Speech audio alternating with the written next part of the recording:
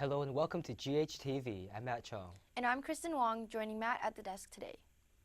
Here's a look at some of the top stories of this week. The past week has been a soggy one for southern Ontario. Warm temperatures and heavy rain earlier this week have led to ice flows and extreme flooding. The city of Brantford declared a state of emergency because of the flood, and nearly 5,000 people had to evacuate their homes. GHTV's Warren Schlode captured these images of the Humber River. Now, the rain and snow melt caused flooding and bridge damage near the Guelph Humber campus.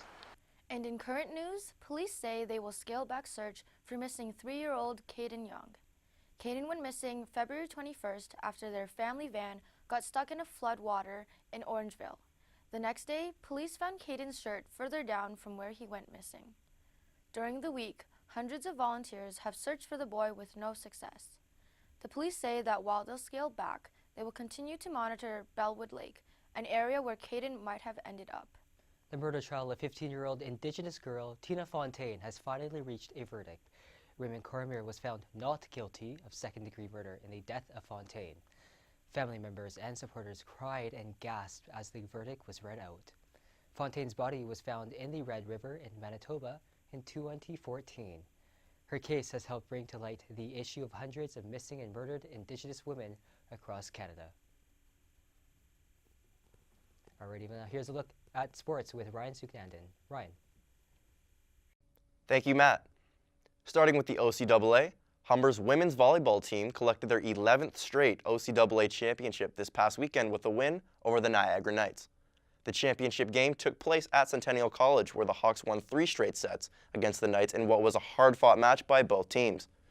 The win marks the 152nd straight victory for this Hawks team, who have dominated the OCAA for over a decade. The Hawks will compete for the national title in Grand Prairie, Alberta in 2 weeks. Moving along to the international stage, the 2018 Winter Olympics in Pyeongchang, South Korea have come to a close. Canada finished 3rd overall in the medal count among all competing countries with a total of 29 medals. Despite the success of Canada's athletes at the Games, there were moments of disappointment. Both the women and men's teams in hockey and curling failed to win their gold medals in their respective tournaments. Scott Moyer and Tessa Virtue stole both the show and the hearts of Canadians across the country as they won gold in both the ice dance and team events in figure skating. That's it for sports. I'm Ryan Suknandon. Back to you, Matt. Alrighty, thanks, Ryan. Ontario's progressive conservative leadership race has taken yet another turn. Controversial leadership candidate Patrick Brown is out of the running to be the party leader for the second time. Brown left his position as party leader late January because of sexual misconduct allegations against him. The PC party eventually cleared him to run for his old job, and he entered the race just before the deadline. The remaining candidates have been calling on Brown to drop out of the race, and that's because of the serious allegations raised against him. But many who are now calling for him to step aside had supported him during the first debate. The PC party will vote on its next leader on March 10th. Okay, well, we have received further update that Patrick Brown has dropped out of the PC race as the PC Ontario leader. Brown released a statement on Twitter yesterday saying he could not run for party leadership while trying to clear his name. The announcement was made hours after it was reported that Brown was being investigated by Hamilton police. Canadian Olympic skier David Duncan has been arrested for stealing and driving a pink Hummer while under the influence in Pyeongchang. The alleged incident occurred around Saturday at midnight. Duncan was arrested alongside his wife Maha and Canadian technical coach Willie Rain. The Canadian Olympic Committee confirmed that they were aware of a police investigation that involved several Team Canada members. The Canadian Olympic Committee have also confirmed that the individuals who were involved in the incident have now been released. Well, President Donald Trump continues to be slammed for the new gun control plan that he proposed. Trump suggested arming teachers with guns to better protect students from shooters, saying that this would solve the problem instantly. This is in the wake of the Parkland school massacre that happened in Florida 2 weeks ago. He says that arming teachers would be cheaper and more effective than hiring more armed guards or relying on police. Trump will soon be talking to Congress and about the legislative and budgetary proposals. Now here's John Jackson's take on news and other stuff. Thanks, Matt.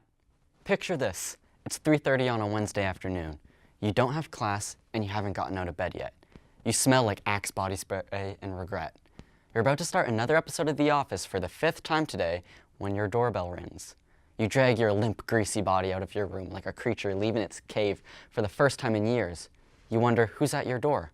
Do you finally have friends who want to spend time with you? Is your reign of sadness and loneliness finally over?